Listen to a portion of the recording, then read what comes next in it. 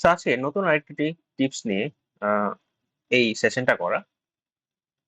এটা মূলত হচ্ছে যারা ইংরেজিতে দুর্বল, বিশেষ করে তাদের জন্য সবচেয়ে গুরুত্বপূর্ণ একটা টিপস হবে এটা। সো আমাদের প্রস্তুতি নিতে গিয়ে ভুলের তো আসলে শেষ নাই। আমরা প্রস্তুতি নিতে গিয়ে অনেকে অনেক ধরনের ভুল করি। তাদের মধ্যে সবচেয়ে বেশি যে ভুলগুলা করে তারা যারা হচ্ছে ইংরেজিতে দুর্বল বা ইংরেজিতে ফাউন্ডেশনটা এখনো স্ট্রং না। তো যারা এই আহ, সমস্যাগুলো আছে তারা কি করে?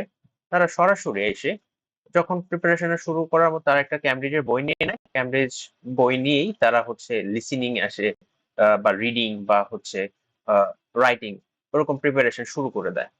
তো তারা হয়তো বিভিন্ন জায়গায় বিভিন্ন ভিডিওস দেখছে যে ওইখানে এরকম করলে বা ওই রকম থাকলে এরকম হবে, ট্রু ফলস হলে এরকম থাকলে ট্রু ফলস হবে, এরকম থাকলে নট গিভেন হবে রিডিং এর ক্ষেত্রে, লিসেনিং এর ক্ষেত্রে এরকম এরকম বলবে। তো এরকম বিষয়গুলো তারা যখন দেখে বা শুনে তারা মনে করে যে বিষয়গুলো আসলে অ্যাকচুয়ালি ওই রকম।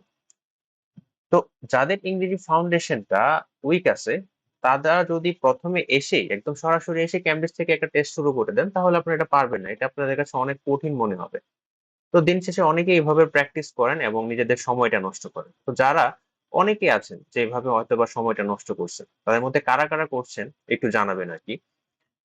তো যারা হচ্ছে ইংরেজিতে প্রবলেম আছে, তাদেরকে আগে চেষ্টা করতে হবে যে ইংরেজির যে প্রবলেমস এবং এটা কোথায় কোথায় আছে। প্রথম দিকে থাকতে পারে আপনার ভোকাবুলারি, থাকতে পারে স্পেলিং নিয়ে, থাকতে পারে সেন্টেন্স মেকিং এ, থাকতে পারে গ্রামাটিক্যাল ইস্যু থাকতে পারে। ওগুলা ইমপ্রুভ করবে। ওগুলো ইমপ্রুভ করার সাথে সাথে আপনারা এই লিসেনিং যে পার্ট গুলো আছে বা রিডিং এর যে পার্ট গুলো আছে ওগুলাকে আগে স্টাডি করেন। ঠিক আছে, ওইগুলাকে অ্যানালাইসিস করেন। এই প্রত্যেকটা লিসেনিং পার্টের এখানে স্ক্রিপ্ট গুলো যে আছে এই স্ক্রিপ্ট গুলো পড়েন। ঠিক আছে, ওগুলা থেকে বোঝার চেষ্টা করেন যে অ্যাকচুয়ালি কি হচ্ছে, এরকম করে দুই একটা বই শেষ করেন।